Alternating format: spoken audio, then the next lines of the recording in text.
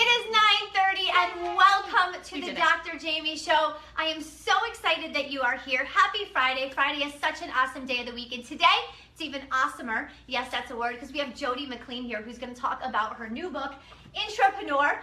Please grab a copy, support her. I'm so thrilled that she's here. We're going to learn so much about being an invaluable employee. We are going to, right? Good, right? I got that. We're going to learn about what intrapreneur even means, and we are going to learn a little bit about her story and her journey. We have some questions that I want to ask her today that are going to turn into tips that you can take into your place of work to be an invaluable employee. So before we begin, you know the drill. A few admin details.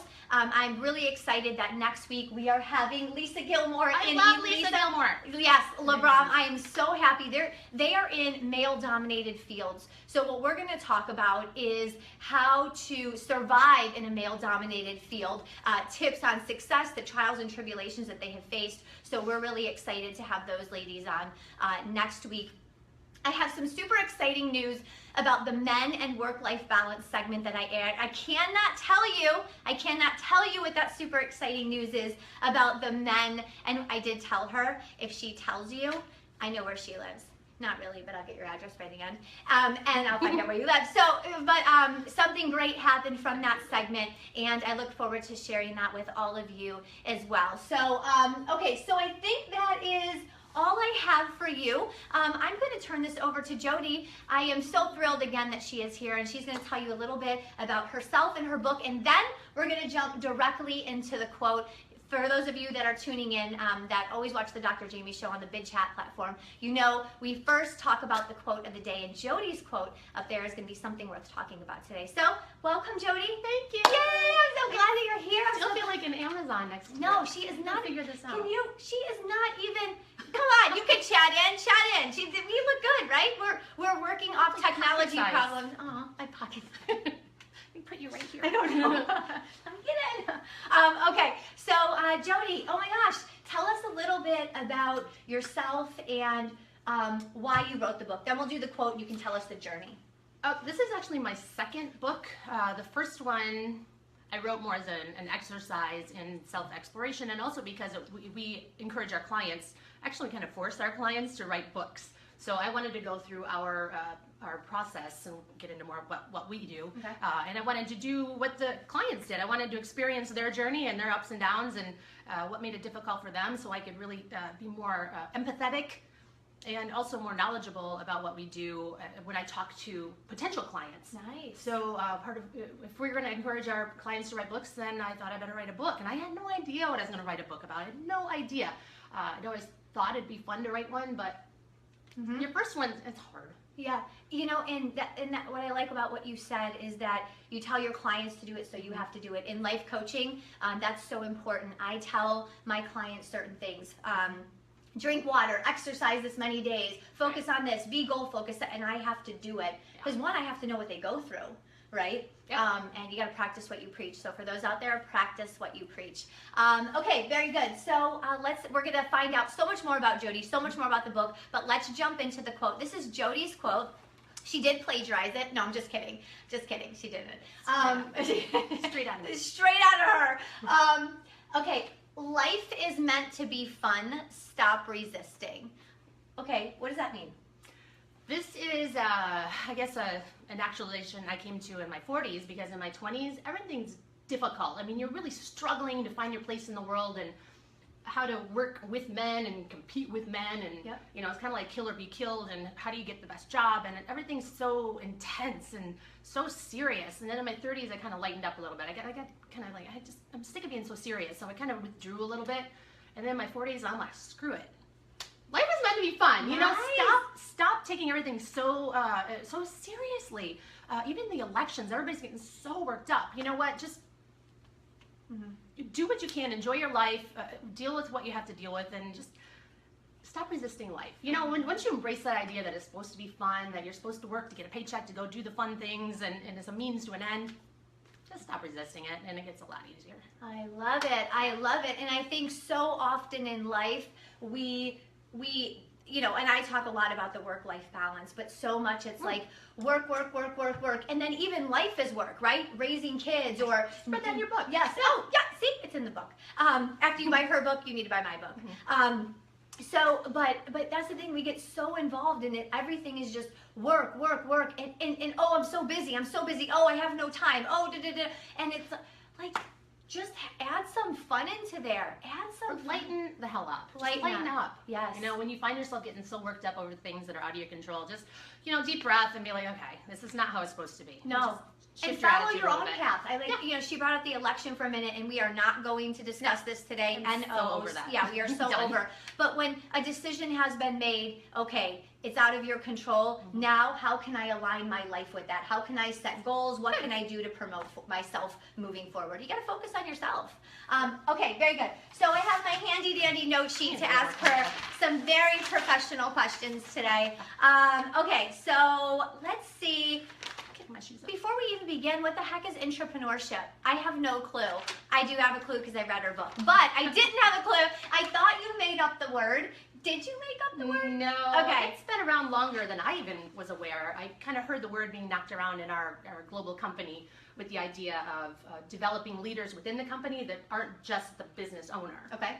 That they have their leaders in their certain departments, their marketing leader, and to develop them as leaders that can also speak on behalf of the company, because I mean, we have Google now. We don't just do business with a brand. We want to know who the people and the leaders are within the company, so we can know if their ideals align with ours, and that we feel better about doing business with people and with a company that has kind of the same ethos.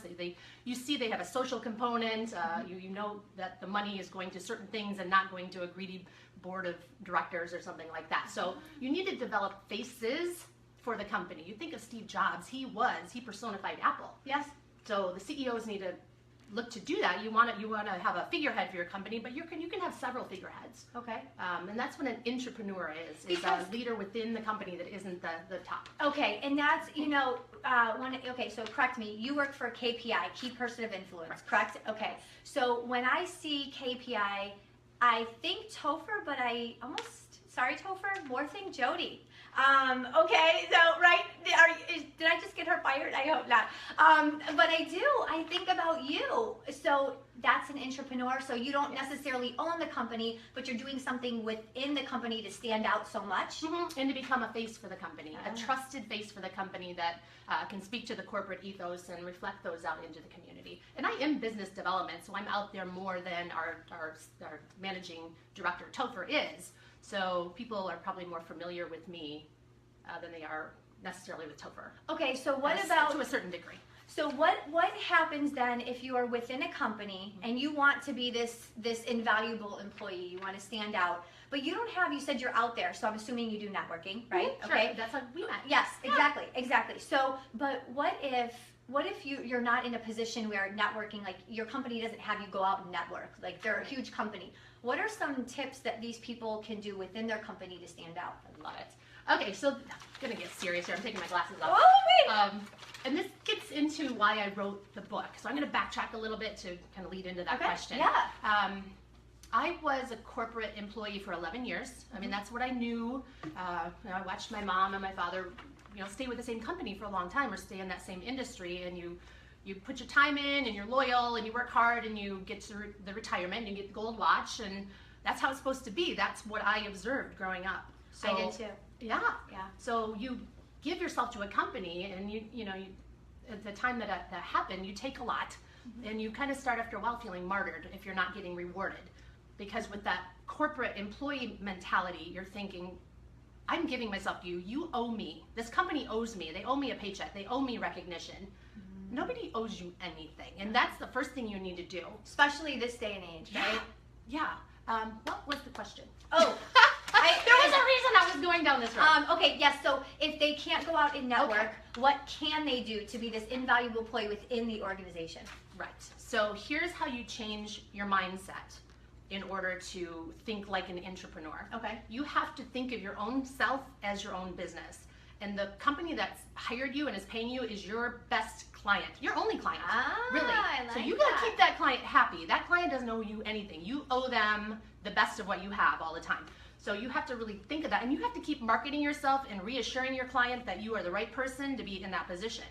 And once they get that level of trust and that you deliver a full and remarkable solution to them, they're going to reward you just like a company would reward an outside company that they hire. So you have to take ownership of yourself, and you have to take ownership of your career and your journey. Nobody owes you. Nobody. Okay, so treating them like they're the best client. Yep. Treat your position as an employee like a business. Okay. And think about keeping your number one client happy every single day. Okay, and one of the things that you brought up in your book was like writing, like you can almost write a manual for your job description, like find anything that you can do to really stand out, right? Right. So how would someone, so what? So what would someone do? Like what's their first step? Like, okay, I guess I have to write a manual for my position. Like they're probably like, what? What do we do? I want to be invaluable. I don't want to be replaced. It starts with being brave, Okay.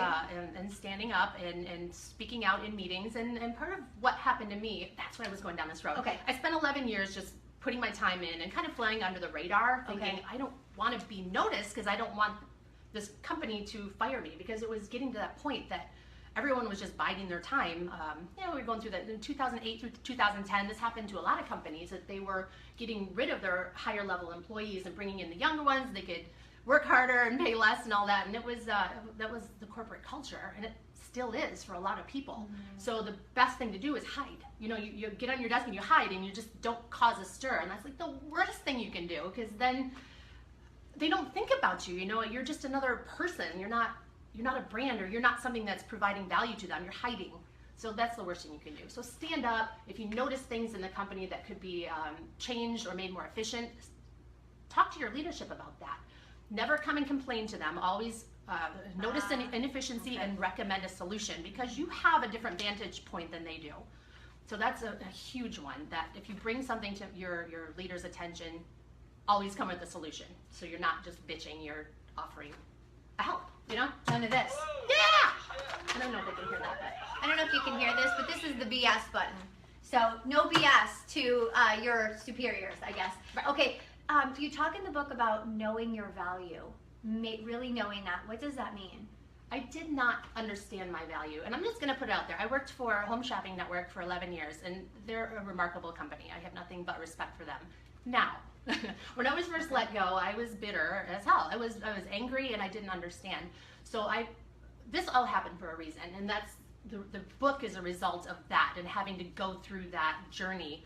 It was kind of cathartic, but after the book was done, I'm like, there's really good stuff here. So understanding my value was not just self-reflection, but proactive, productive content creation. So I started writing. And once you get all of that confusion up in here, and even your value and your stories, you get it down on paper, that provides tangibility to your value. Mm-hmm. So I would suggest right off the bat, start writing. And even if it doesn't get published, even if it's just for yourself, mm-hmm. there's a lot of learning that can be done about yourself just through the writing process. Absolutely. Like one of the things that I recommend to all clients is journaling. So mm-hmm. important because you note patterns. You're walking away from a situation and you're writing these thoughts out. So you're retreating before you're reacting, and that's very important. And then think about after 2 weeks of writing, you can go back and you can see where your mental set was, where your mindset was on certain things. Okay, you start noting patterns and behaviors or patterns and thoughts. So journaling is really important. So whether it's a book or whether it's journaling, it's such a great release. My thing is blogging. I tried journaling and it just wasn't for me. And it's the same thing. It's just a shift in the word. But what's your blog? My best blog, I do it on LinkedIn. I need to get a page for my blog because I'm getting a lot of content. But if I felt really emotional about something that happened, maybe something happened in a meeting or something happening on the news, and I saw a perspective of how that could have been different, if I felt really angry or really excited about something, I blogged or I wrote about it to see why I was so passionate, because I obviously had a view. Yes. And my best blogs are the ones that I just was so wound up about something that happened, because it's like I have something to say. Yes. So anytime you feel, even if you come out of a meeting, why were you so frustrated? Was somebody not listening to you? What did you have to say that you didn't get out? So starting to do that, and once you start writing and getting it out, then you're going to be more brave to stand up in meetings without emotion. You're just stating facts. You're stating your experience and why you think that, and you're stating suggestions to make it better. Your bravery to stand up comes through writing and understanding your value, but you don't necessarily understand your value till you get it down. I wrote my book and I read it back. I'm like, this is good. I didn't even know. I did that with my book. I was like, I wrote that? Yeah. Well, thank you. But there was a lot of learning Yes. about my value through writing. Yes. And you have to see it. It can't just be floating around up here. Yes. You have to see it. Because we have even the day-to-day stuff is Yeah. floating around up here. So it's very important to get it out, list it out, and see it. Okay, so let me ask you this. So for the people that are viewing right now that maybe are not happy in their corporate position, okay? And they're like, they're looking at jobs every day. They're just biatching and complaining because they're just like, I hate this, I hate the system, I hate my boss, I hate my coworkers, I did this. Is that a point in which they should focus on shifting to an intrapreneur mindset, or is that a point where they're like, you tell them, hey, it is time to leave? Like, if it's that bad for them, kind of the way you felt at Home Shopping Network. Sure. What would you tell them to do at this point? I loved my job at Home Shopping Network. I loved what I did. I felt like I was valuable there, and I felt like I was contributing, and it was creative. I loved the people. But it was hard. Emotionally, I didn't feel rewarded by my, something's popping up there. Okay. Emotionally, I didn't feel rewarded by the company, I guess. So looking back, I needed to shift that. And it was like I said before, nobody owes you anything. So I don't feel like I was giving my best work to them. I was putting in my time. And that takes honesty, because people that are watching that are like, no, I hate my job and it's them. It's hard to take that ownership. Yeah. Right? And I didn't understand it at the time. And looking back, I'm like, there was a lot of things I could have done differently. Okay. There was a lot more I could have contributed rather than sitting back and trying to just kind of be unnoticed. Because I did have a lot to say back then. And that's why I was so emotional, because I thought, God, nobody's recognizing me, but I didn't step up either to be recognized. So the catharsis and the culmination of this book was, this is stuff 5-6 years later, I look back and think, this is stuff I could have done to be noticed. Because I could have been one of their leaders, and I could have been one of the faces for the company, but I didn't know then what I know now. Yes. So it takes a lot of self-reflection. Does it take self-reflection, but does it also take kind of stop resisting Oh my a little God, bit? Yes. And that's something just everything that you do, just sometimes you just gotta like let go of all that anger and all those things that are doing you absolutely no good other than just making yourself feel toxic. It's like, what can I do to change this around? Like, what would be the fun thing to do? And stop resenting my boss. Let's go talk to my boss about, have you ever thought of doing things this way? Or look at this blog I just wrote about what it is that I do. If you start creating, and that's the whole answer right there, create content. Just create. Whether it's writing, whether it's shooting videos, whether it's doing FaceTime Live behind the scenes at your job, if it's allowed, I don't know. But just thinking of new and innovative ways to share your knowledge and your experience and your thoughts. Okay, so, and I have a question here. I don't know exactly where it is, but I want to quote you directly. It was about some of the hurdles that okay, so in her book, this is what she says. I had some big wins and a lot of duds, even a couple of horrifying misses.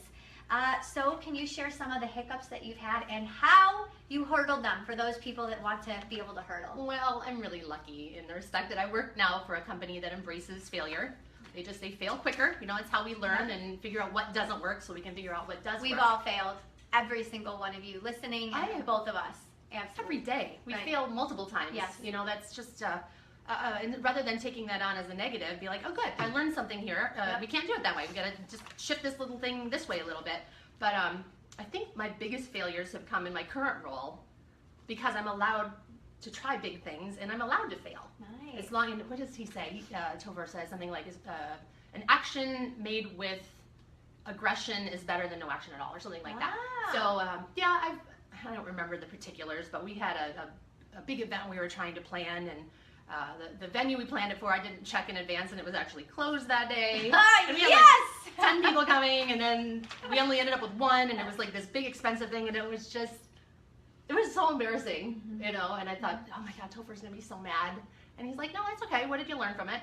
And it never happened again, but if that happened at Home Shopping, I would have been like, I'm done. They're gonna fire me. But that was me, that was my perception of what was gonna happen. Yes. I've worked in different jobs, especially in the corporate world along the way, where I would get butterflies for messing up. I would be so scared that I'm doing it wrong, I'm going to be yelled at, they're going to say something to me, I'm going to be fired. I hate that feeling. Do you think it's okay for somebody to, if they are feeling sick where they're working, because this is real, right? A lot of people are working in the corporate and they're feeling sick about their job. Maybe they don't like their boss, and they don't want to be there. Do you think they could take these tips and start them in a new company right off the bat, walking in as the new guy? I like that. Yeah, you think? You can take this in any position that you go to, or any company. It's the same. It's very you can basic be brave. processes. You can be brave on into a new company. People aren't going to be like, oh, she's trying to take. You can. There's things you can do to be brave when you jump ship to something new. Yes. Yeah, and the beautiful part of that is if you go in that with this process in mind of how to be brave and how to want to be an entrepreneur. In the beginning, that's fantastic, because it shows that you're really trying to learn about the company, really trying to learn and understand your role, and you're doing that from a proactive position rather than waiting for them to tell you what they consider your role to be.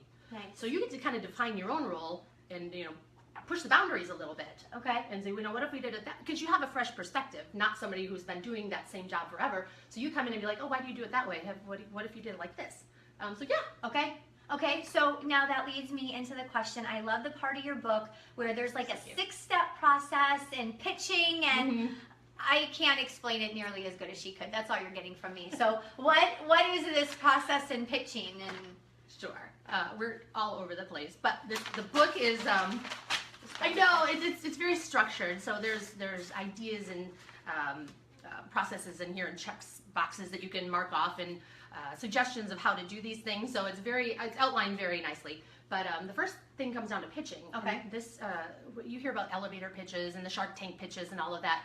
Every company should have a pitch. Okay. That speaks very clearly about what they do and who their client is, and effectively says who their client isn't.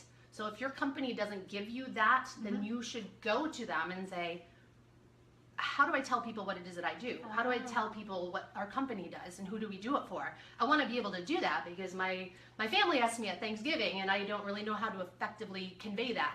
I went to lunch with some friends the other day and they were asking, and I kind of feel like maybe they could be a client or know somebody who knows, but I don't know how to effectively say that. I'd be shocked how many companies don't have a well-defined pitch.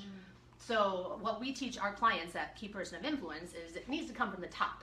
Okay. And it's not really an easy process to come up with a pitch. We have a process for that. So we really outline how to create a pitch. She outlines her pitch in the book. I love it. So if your company doesn't have a really good, clear, concise pitch, create one for them. How cool would that be? To go to your boss and say, I haven't really understood what we do, but here's how I understand what we do. I think we do this, and I think our client is this. And here's the problem that we solve for our clients, and here's our unique solution. Tell me if I'm wrong, because I want to do this correctly. And how proactive and cool is that? Intrapreneur right there. Intrapreneur, right. Yeah, rather than waiting for them to tell you, because a lot of CEOs don't give a really good pitch. How long should your pitch be? I mean, is it like a 1-sentence thing, or is it, tell us a little bit about it? Sure. So there's several pitches. There's the quick pitch, or the elevator pitch, they call it.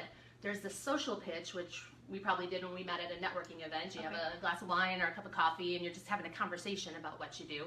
And then there's a sales pitch. If you're into sales, then there's a process that you go through when you're with a prospect that really wants to know about the possibility of doing business together.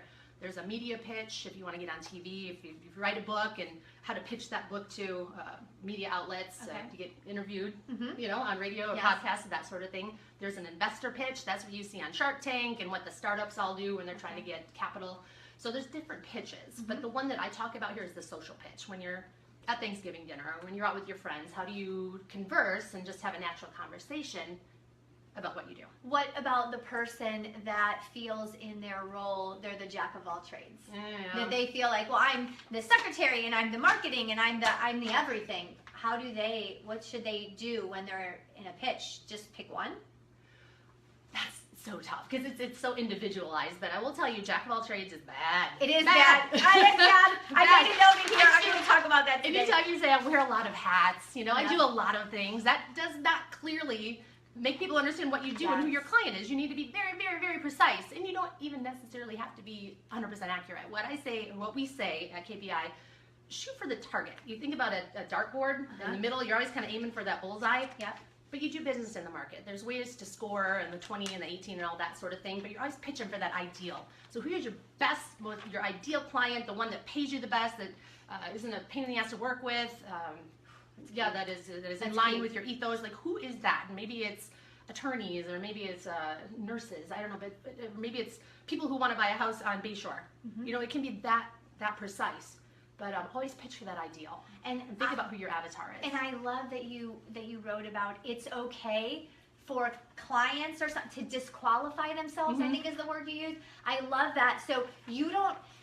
I can tell you from my experience, and chime in, you know, during this story. But okay, so when I first started my coaching practice, one of the things that I noticed was, well, I wanted money.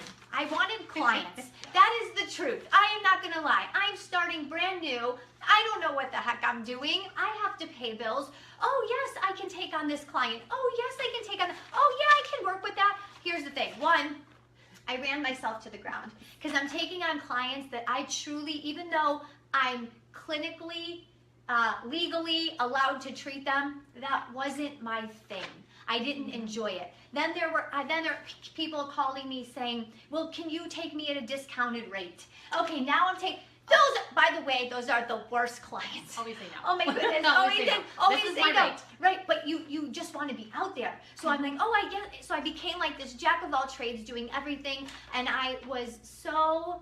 I was hating it. I was hating everything. I felt like I went to 12 years of school for this.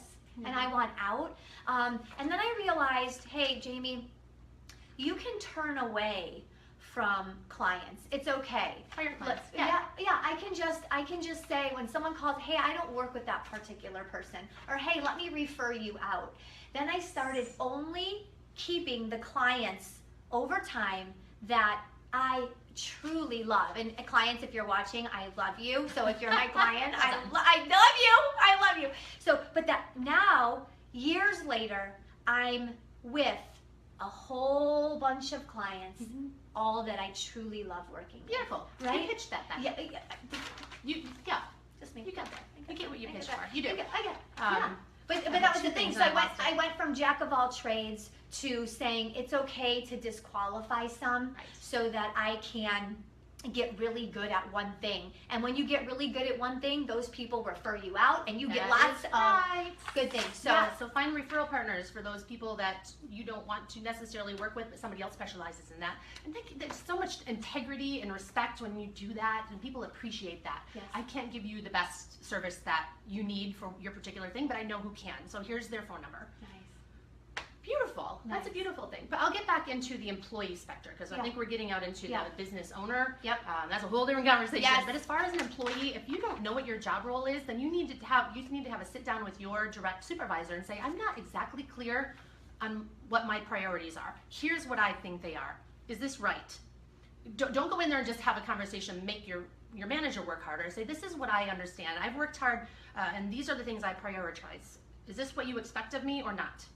So you're almost coming with like a solution. Like even though it might not be perfectly right, you're coming with something. You're not just like, what do I do? Always come with something, and always come with a suggestion or a recommendation, never just with a complaint or a misunderstanding.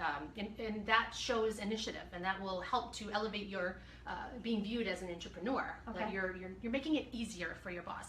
So if you don't have a pitch, back to the original question, I would create one using my process. And the first thing you have to do is have clarity.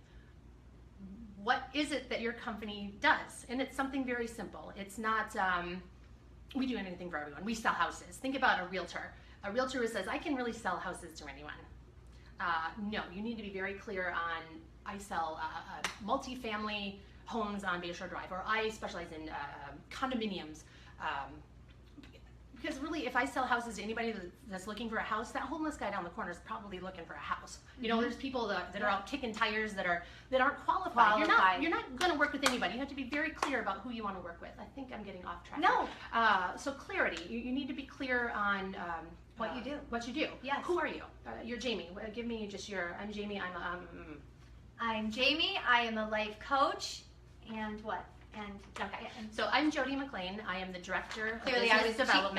I was clearly for bad key person of influence. So director of business development is something that people understand. Don't have a title that is subject to interpretation. So don't make people want to be clever with their title. Don't do that. Just tell people need to categorize you. They need to file you away in their mind with something simple so that they can refer you, or they can think about you when somebody has that need. If you have this like weird title, director of smiles. yeah, I mean, who knows what they're going to come up with in their head? And people need to file you away as something in particular. So be very clear. Okay. Your credibility, why is your company, or why are you the best person to do that? A lot of that comes through authorship. I mean, they need to be able to look you up and see that you have a voice and you have authority in your field. So that can come through authorship. And it doesn't just have to be a book. No, it doesn't have to be a book, a Okay. blog. I mean, okay.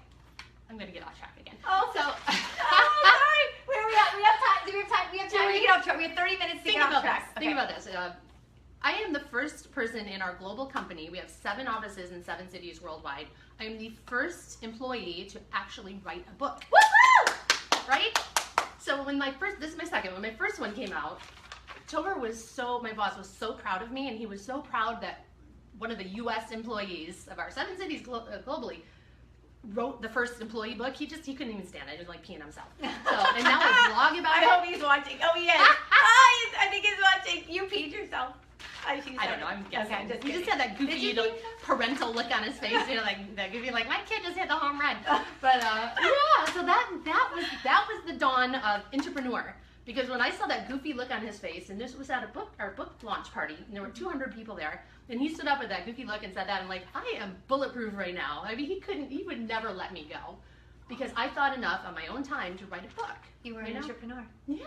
Nice. I know, so that kind of became the impetus for this. Okay, so pitch. Totally lost track. No, pitch, Yes. and be clear, and then Credibility.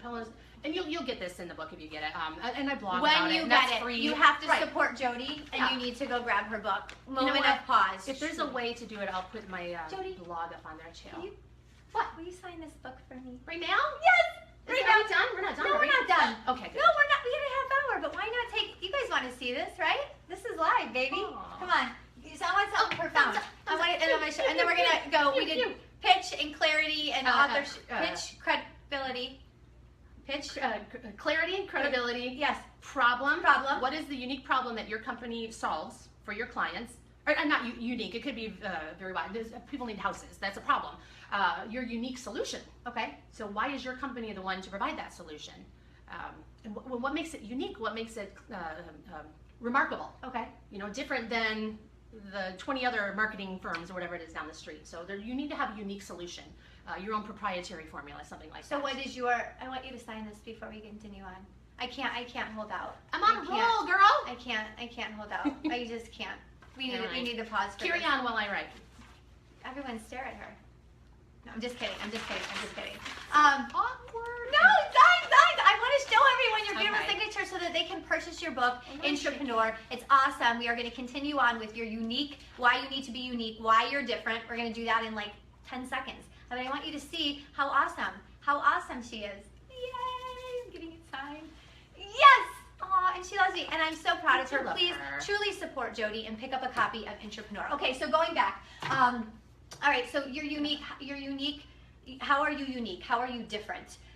Can you give us an example using KPI? Are you saying as an entrepreneur, how are you different within the company, or how is the company different? How is the company different? Okay. So I want to keep this conversation on task because we're kind of going in two different directions. So the company pitch is one thing. I'm saying if you're an employee and you don't have a company pitch, here's how you help to create one. And if you came to your boss and said, I don't feel really clear when I talk to people about what it is that we do, and I want to appropriately represent the company, when I'm out with my family and with friends.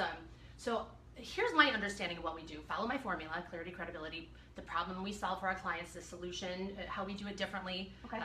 Why we're the right people to do it, what do our clients say about us. So there's a formula to that. And if you brought that to your boss, Yes. would blow their mind. Would blow their mind, right? Yep. But you approach them like, this is how I see our company, and this is how I perceive what it is that we do. Am I right? I just want to make sure that I'm speaking about it accurately when I'm out in the community. Okay.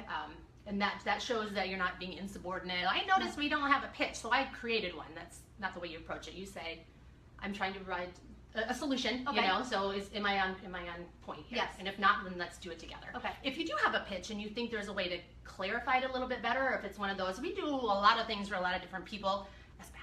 So if you can take the formula and kind of recraft it and say, you know, I've given Alyssa a lot of thought, and if we maybe worded things a little bit differently, or if we targeted our ideal client like this is how I would pitch it. What do you think? Okay. Okay. So Okay, that's good. how you kind of approach it as an employee. And the unique factor, does that go into that? Does that go into the pitch? Is that part of it? Like, does it go in when I'm telling you what I do? Is my uniqueness edge in that? Absolutely. Okay. Yeah, you're going to be pitching your ideal client all the time. And when you do that, think about creating a picture of your ideal client. Make it so clear for the people you're talking to who that person is. I hope I can get this right, Topher. I know you're watching and you're good. This one woman, she was an accountant. This is like our favorite. He said, get the book. It's great. Oh, He's actually reading it. I love See? it. Yes. So many people buy the book and don't read it. I've got a bunch of those. I'm not gonna lie. Okay, so this CPA pitched to us that she, and I'm gonna make up because I can't remember, but she is an accountant for general contractors who drive a Ford F-150 or a Dodge Ram. Okay. They have at least 2 children over the age of 13. Wow. And then been in business for 12 years. Wow. Like so, and she had very specific reasons why. You know, if you got 2 kids over the age of 10, you're busy, you're running them back and forth to baseball and dance, and you got a Ford F-150 or a Dodge Ram, that's the best truck. Oh, it has a full body wrap rather than just a magnet stuck to the door. That shows that they have attention to detail, they have the money, they want the best, they're gonna do, you know, the detail-oriented job. So she had this person, you can almost picture a general contractor in a Ford F-150 with a full body wrap, with 2 kids, been in business. It's like you've created such a precise visual picture versus saying, I sell houses to anybody who needs a house. And I'm like, that homeless guy needs somewhere to live. You know, you can't control the vision that the person who's listening to you is getting in their head. So you want to make it so clear. So when they do meet that general contractor that drives up in that Ford F-150, they're like, that person. Wait, yeah. So you start putting that together. So. You know who's done a great job of that? And Dale Appel. Yeah. Dale Appel is, and so I'm giving him a shout out too right now. He is a personal injury attorney. I've seen him on the bus. Yes, and he has done a great job. So if anyone ever gets in a car wreck, God forbid, he is the first person I would call. I mean, because, personal injury, that's how, and I just align it. He's done a great job of being very specific at what he does. And that's why he's on the bus signs. Exactly. Right? He probably just got rear-ended. Right. Damn it! Yes! There's that guy. That's exactly why. Yeah. Okay. I get it. So what I've learned is create a pitch, be clear, share your uniqueness, be credible. That's through not just being an author. Authorship can also include blogging or videos. I love blogging. I blog all the time. And Mm-hmm. a lot of the blog had turned into content for my book, so you can multi-purpose. Yes. How did you, one of the things that I did when I was writing is a lot of my ideas would come to me, this might be a little weird, when I was running. Like I would be running and like I would be like, oh, I should add that. How did you get ideas? Like where did it, other than obviously your story, like where did your ideas pop into your head? Probably just, I don't know, anywhere. I did a lot of driving. We were doing some stuff over in Orlando, and you just sit there on this idle time, if you're not reading or, and I would pop into my head. So I'd have to get my phone out and talk into my phone. I did that too! You know, like I can't forget this because it's such a good idea. I did that too. And sometimes you're even sleeping and jot something down and I wake up the next morning, I'm like, that doesn't even make sense. I don't know. No, I love it because I would be, and I must have looked like such an idiot because I'd be running and then I'd be like running with my phone, like work-life balance and stress. Where the best stuff comes from, but book writing for us is very structured. I wrote this from concept to 50 books in my hand in 9 weeks. Wow. I know. And mainly it was just to show our clients who've been writing a book for several years that you can get it done. Just get it done. So, and we have a process for it, with the outlines and the chapter headers and, bullets underneath that. So, and you kind of figure out where each piece is going to go. And you can have a random thought while you're running and kind of know where to plug it in if you have that process and that. And now you have such credibility too, right? It feels good. Then it's all stuff you already got up here, so just get it out of there and put it onto paper. Nice. All right. I'm gonna try to trick her here with something I've got. All right, let's see if she can do it. Okay. Okay. Wait. Oh my God, the anticipation. Okay. Entrepreneurship. This is a question that I thought about over the weekend. So entrepreneurship is risky. There's no doubt about that. But I also think being an intrapreneur can be risky, especially nowadays. Some of the things that I see is like if you do kind of be brave, maybe you're stirring up drama. So where is the line between like stirring up drama and being brave, especially in a company that might be like you're fearful to speak up? Is there an answer? I had that, and I would challenge you with your how to what's the man thing? The men and work-life balance? Men and work-life balance. Okay, so you understand what it's like to be a female in business and a man in business. A man in business is not going to be like, if I raise my hand, I'm causing drama. That's such a word that we women use. Yes. A man who steps up good point. and offers a solution or offers a voice is being brave. So we need to start shifting our mentality. We're not causing drama. We're not being emotional. We're providing a solution, or we're providing a perspective. We're stepping up and saying, I have something to say. That's not causing drama. That's adding value to your company. So remove the emotion. Just stop. Stop. If you have something legitimate and valuable to say, say it. Okay. And offer a solution. Be a solutionist. I love that. That's the key. And you said it earlier, it's offering the solution, not just going in there with what appears to be drama or gossip. Because I think that's the complete opposite of being an entrepreneur, is when you're going in with only problems or you are stirring up drama. There are people that are always complaining about the systems and the platforms, and I don't like these new, there's so many, every day businesses come out with new innovative ideas, upgrading systems, and there are so many people, and I would say this is not the entrepreneur, so many people that say, why are we changing, or are so irritated with change, getting through change. I think, maybe even being part of an entrepreneur is being on board with change and finding. Very good. Right? Yeah. Did I do good? Did I give an A, a B? And understanding too that you got the millennials coming in and the Gen X and the Gen Y, and they understand technology better than we do maybe. They've kind of grown up with that. But you know what we have is we have experience, and we have time in the field, and we have stories, and we have successes, and we have failures that we've learned from. If we start embracing that technology, we're way ahead of the millennials and the Gen X and Gen. They're not going to take our jobs because we have all of this up here and all of the bruised up elbows and knees. So we have that experience, and we're also embracing change. That makes us just totally invaluable as far as I can tell. But you have to be adaptive. You have to adapt, because look at this world. It's changing faster and faster. It's like it's accelerating. It's picking up speed. It's almost terrifying if you let it terrify you. Don't let it terrify you. Just embrace it. Take what you know and pick up the things as you go. That's what makes you invaluable. So an entrepreneur, I'm hearing, needs to be flexible and be willing to change and adapt with things that come along. And accepting of the things that are going to change. You have to. I accept what happened this week. You can't change it, so you have to take what you have and you have to go forward, knowing what you know. Okay. Any other tips that you can think of that we haven't touched on so far about how you can be more of an intrapreneur in your current place of employment? Is there anything we haven't touched on? There's all kinds of things we haven't. It gets more into, I think you talked about developing policies and procedures in your role and documenting how you do things, so that, and this is going to seem weird, but go with me here, so that if somebody comes into your role, that they have kind of a manual. This is how you did it, and you make it real easy to transition people in. And when you give that to your leadership, they respect the hell out of that, because so many employees leave and they have to retrain and spend all this time and resources getting them back up to speed. If you can make that a shorter process for your leaders, they're really going to appreciate that. And you think, oh wait, but that makes me dispensable. No, it doesn't. That makes you invaluable, because you're innovating and you're providing solutions for your company, and then they can promote you, right? So you're making this job more functional, that anybody can come in and do that and say, you know what, I'm ready for something bigger. Nice. Yeah. Okay, and that's really putting it in their face so that they, and that's not only knowing your value.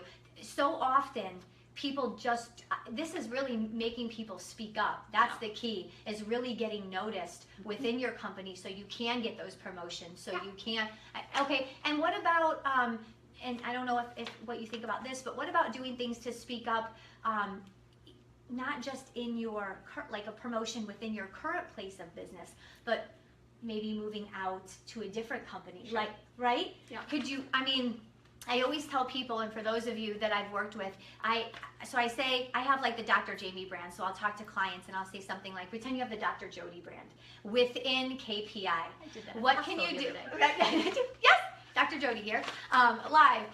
But pretend you have like the Dr. Jodi brand within KPI, and you do everything to move that brand forward within. Take up every opportunities to write policies. If KPI offers you certain trainings, if you can go to certain webinars, if you can go to certain conferences, all to advance your brand within that company. And that way, if you do plan to leave, you're at a higher level. Like Right. I see so many people, and chime in here if I'm wrong, but am I okay? Am I right? Yeah, Okay. it's like it's flying. Okay, so I see so many people get so stuck in the day-to-day tasks of what they do that they don't take up that extra training and work, Sure. or they don't take up these extras that could elevate them because they're so stuck on the day-to-day. But I think being an intrapreneur, you'll do your day-to-day tasks, but you're also doing things to elevate your Dr. Jodi brand within the company. Right. Is that, am I right? Yes. Okay. And obviously you're being employed and you're being paid to do these tasks. So do that within the 9 to 5, but write your books and stay an extra half hour later and write up a policy for what you did today. Do that on your own time, because that's thinking like an entrepreneur. Entrepreneurs work 12-hour days and they work 7 days a week. Yep. Until they get their traction, and then kind of until you've elevated yourself in the eyes of leadership as somebody to take notice of, you're going to have to put in some extra time elevating your personal brand. Okay. I've always had my LinkedIn profile up to date. Oh. Always. Okay, Always. here's a tip. Always. Here's a tip. Okay. And I blog on there because I do a lot of business development through there. But if somebody's considering me for a position, a business development position somewhere else, and they go to my LinkedIn page and see how fleshed out it is and all the 70-some blogs that I keep contributing to, and they see that I've written a book, and then they go to somebody else who has maybe 20 years in business development and I only have 10, who do you think has the more impressive resume? Topher, I love you and I'm so dedicated to you, but I get job offers not daily, but probably weekly. So, I do. When you become an entrepreneur, you become coveted and you become recruited by other companies. You do, because you're a voice. You know, you're a voice for business development, or you're a voice for marketing, or digital, or social media. You know, you become that voice, your own personal brand voice. You become that person in that field. And I love being an employee, by the way. I don't want to be an entrepreneur. I love that. I love that in her book. She wrote that. She said, and that's what I was thinking, is like, we live in a world where everyone's encouraging you to be an entrepreneur, But that's just not for somebody, not for everybody, for a variety of reasons. And I love that you shared that. Yeah. Why? Why don't you want to be an entrepreneur? Why do you enjoy being an entrepreneur? I didn't like it. I don't know. It's so glorified, and you read all these wonderful stories about, Elon Musk and Steve Jobs, and it just sounds so wonderful. You know, they're doing these big things, and they're water skiing with naked models. You know, they're working. Jodi and Jamie. Topher wrote something. Oh no, I'm scared. I'm gonna start spreading bad rumors about you. Like Jodi eats smelly cheese in Brand the shaming. office. Brand shaming. Do you Eat smelly cheese in the office? Oh, that's what he said. Don't spread malicious lies about me, mister. We did water ski. Yeah, so anyway, you get these glorified ideas of what business ownership is about. When you get to that level, it's pretty damn good. But while you're in the startup mode, or kind of in that struggle mode where you finally get some traction, got some employees, it's not easy. And I never really got beyond startup mode. I was an employee at Home Shopping Network. I was a valiant, loyal employee for a long time, and then all of a sudden I was kind of kicked out of my butt. Again, there comes that resentment back. But it hurts, and that's the thing. I think it's okay, because I think people can relate to that. Yeah. I think, yes, that's okay. And I'm accepting ownership of that myself now. You know, it was a corporate decision, and I did not step up. I didn't innovate, and I get it now. I get it. But at the time, I'm like, what do I do? You know, I have a house, I have a car, I have things that I like to eat and go places, and like, what do I do? I'm a grown adult, and it was very humbling. I was what we call an entrepreneur by chance. I was just writing that down. Not an entrepreneur by choice. So I didn't choose to be an entrepreneur. I was forced into kind of creating my own little business and my own niche, and it was terrible. I hated it. Probably because I was forced. You know, there was nothing else. There was no other job that paid me to keep my house and keep my car at the level, you know, that I was accustomed to living and using my unique experiences and all that and the talents that I had. So I struggled for a long time, and I was an entrepreneur for about 7 months, and it was just awful, but it was a terrific learning experience. I'm glad I had that perspective. And then I found this coveted role with KPI, or they found me, and I got so lucky. And people are like, isn't it kind of scary? I'm like, no, I have the best position in the world because I get to think like an entrepreneur, but I get a paycheck, you know, and I get the benefits and then the steady. But I don't think she's lucky. I don't think she's lucky. You create your own luck. Yes, I think you worked for it. I think you found a way to stand out, and you used the word innovative, and I think you were innovative, and you were different. And that's what grabbed these people's attention. And I was fearless, you know, and there were days I hated waking up and doing what I had to do, but I just did. You persevere, and you'd be like, this is part of the journey, you know, you're gonna have to push through these hills and these little dips, and I don't want to do this anymore, and I don't like it, but you just do it. And you learn from that, you know, part of life.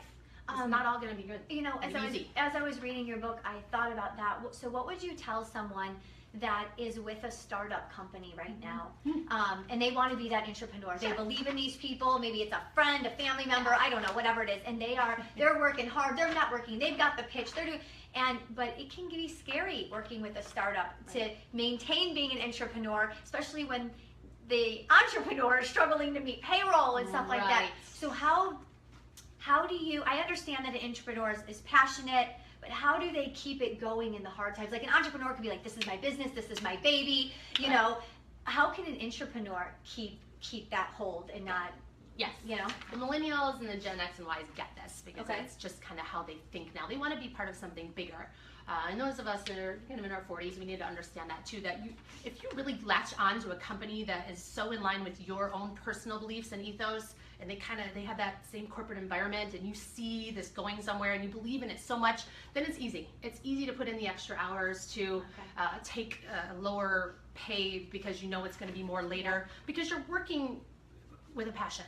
And that's what I've been doing with KPI, because it's still kind of startup. You know, it's been in business for 6 years? I have no concept of time. I guess 6 years. So we're past proof of concept and all that. But there were times it was like we're still finding our place. Yes. And we found that. And you kept knowing you were going to get there. And you just have to keep knowing you're going to get there and look for the bigger payout in the end. Because I think as an entrepreneur, the payout's not the paycheck. You're not working for the paycheck. You're working to be part of something bigger.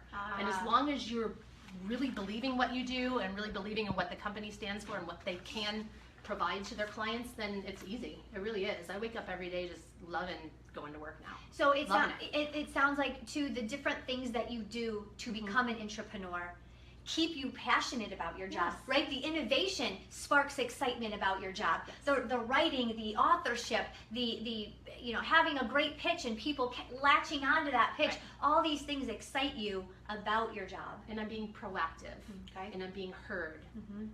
The things that I'm saying are making a difference for the company, and some of the things I've done, we've adopted. You know, that's come from me, so that's a bit of ownership that I take in that. Yeah, right? That's so awesome. The more you give and the more you create and create content and come with new ideas and swing big, that was one of the things I was talking about. I took a big chance. This was a big thing that I tried. It was way outside of the norm, and it was a monumental flop.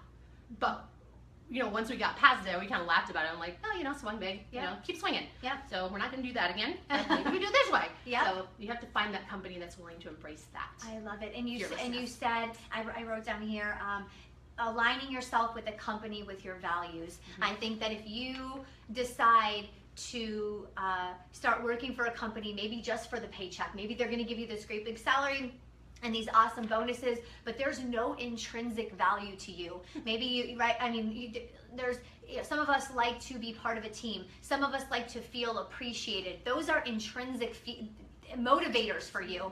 And if you're aligning with a company that might be out of your value system and doesn't provide you with that feeling appreciated, doesn't allow you to speak up, I think that is going to bring your entire mindset down, probably even increase the potential for depression or something like that. Absolutely. You need to believe in what you're doing. You need to believe in what you're doing. And even if you find that company and they don't have your pay scale that you want, start lower and just climb your way up. because if you follow the processes, you can work your way up pretty quickly. Absolutely. But find that company. Speaking up is key. Yeah. Okay, I want to go back to something. I made a little note here when you were talking about LinkedIn. Tell me how often we update it. What are some key points within LinkedIn? I can tell you I'm bad with LinkedIn. So for all of you watching me that see my LinkedIn and you keep like, I don't even know what it's called, friending me. You don't friend on LinkedIn. And I am Connect, not I think connect. I am not connecting with you. It's not that I don't like you. I just am terrible. LinkedIn right now to me is my personal brand page. Okay. Yeah. So I have my pitch worked out in there. Okay.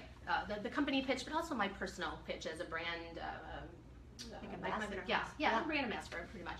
Marketing specialist, TV and radio background. So they get a real good snapshot of who Jodi is, but also what my role is within my company. And I blog on there. I mean, I've got a ton of content on my LinkedIn page. Okay. So to me right now, since I need to create my own Jodi URL, which I haven't done yet, but right now LinkedIn is my personal brand. Jodi URL. Right. Okay. And I do a lot of business development on there. I connect with some high-level people, and they go to my page. I see when you go to my page and don't connect with me, but I know that when these CEOs and these high-level community leaders look at my page, that it's a good reflection of who I am and what they can expect it to be like to do business with me. Okay, and so for the people that want to start authorship, that's a good place to start, really. Okay. Yeah. Okay. LinkedIn's a really good place to do the general things, and I have a series of blogs on there that walk you through that. So it's all free. You don't have to buy the book, but Yes, you do.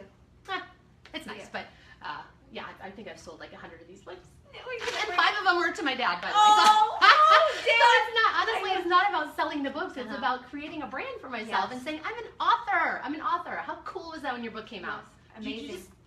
Amazing. Oh, I know. Amazing. I like little, my heart, pupils turned into little hearts when that happened. I hugged the FedEx guy when my book arrived. And it's that cool to write a book. So it is. Okay, so LinkedIn is a good place to start. And how often, what about the person that is on that cycle of like, I'm just getting by at work and okay, I'm going to try this.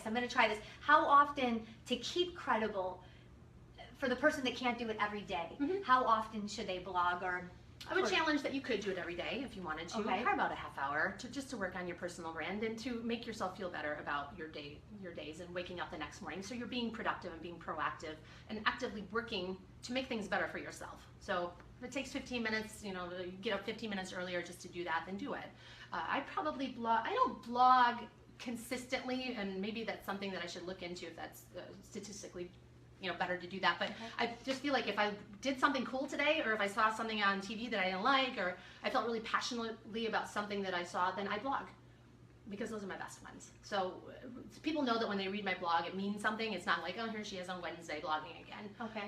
It's something that's Meaningful. Meaningful. Okay. Yeah, exactly. Excellent. It ties back into my personal brand and why my perspective matters. I've been blogging about the election. I don't want to get political, but I'm not political. I didn't read all of Hillary's emails, and I don't know I don't know that Huffington Post skews liberal. I found that out, but I picked up what I could. So I'm not a voice of authority for politics, but you know what I am? I'm a voice of authority on personal brand. So I talked about how we had a career politician brand versus an entrepreneur / shark brand, and we let this brand get away with the things that he said because we expect that, because that's his personal brand, and we're familiar with that.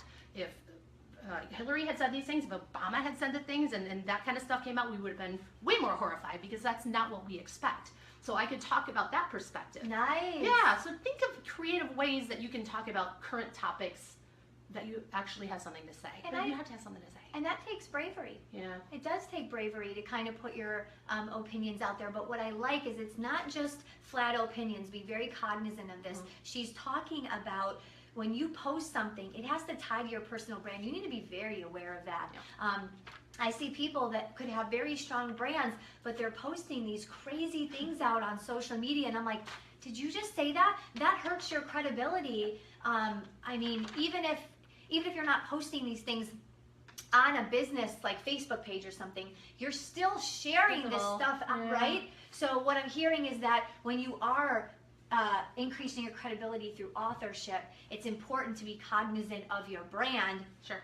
And tying it to your personal brand. Everything that you do. Everything that you do. I am very careful about what I post. Okay. But if you go to my Facebook page, there's a lot of, you get to know Jodi on my Facebook page. A little bit of work stuff sprinkled in because Yeah. that's part of what I am. But people don't go to Facebook to get 20% off my Herbalife today. Right. Oh, that makes me insane. And I will unfriend you for that because this is a social platform, not for you to come and tell me about your product. I hate that. I freaking hate that. I don't know. Or there's a new event today. 25% off this. Like, no, it's not an event. I want to go to the beach and, you know, Yes. go around a bonfire. That's an event. So yeah, I'm very strategic. I think this is what people expect in this platform. Okay. But yet I have to stay true to Jodi. There's a little bit of, you know, But even in irreverence and shock in there too. But Yes.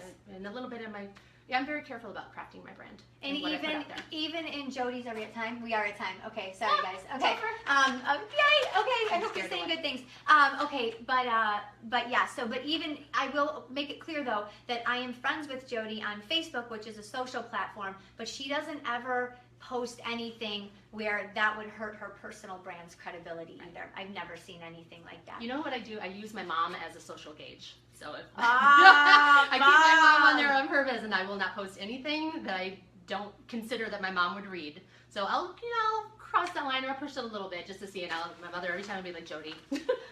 Jodi, that was a good girl. Okay, so we're at time, but before we leave, Jodi, if you could leave the viewers with one thing, one tip, one thing, anything regarding intrapreneurship, what would it be? It's gonna sound trite, but be brave. Okay. You know, understand your value and be brave. Don't be vanilla. I think that couldn't come at a better time in what we're facing this week. What we've gone through is everybody just be brave. Be brave. Don't be vanilla. I love it. Well, be smart and be brave. Be smart. Yeah, that's right. You have to be smart. Don't just like go jump off the skyway or something weird. That's brave, but it's not a good idea. Be smart and be Definitely brave. be smart and be brave. Jodi, thank you for being here. Oh, it's so fun. Thank you for. I'm gonna have Jodi back as well. She doesn't know it yet, but I am gonna have her back so that we can do this same exact type of interview on the Bid Chat platform. But thank you for joining us today. Next week, Lisa and Elisa, as we talk about how to get through working in a male-dominated field. So we are going to do Facebook Live as well, but we'll also be back on the platform Bid Chat, assuming that it's up and running. Maybe we'll do it from the hot tub. We'll do it from the hot tub. Yeah, so stay tuned. Be brave. Yeah, that's going to take some bravery on mine. I have to air this from the spa. Okay, thank you, Jodi. Thank you. I appreciate it. Bye. Love you. Okay, bye. Bye, guys. Happy Friday.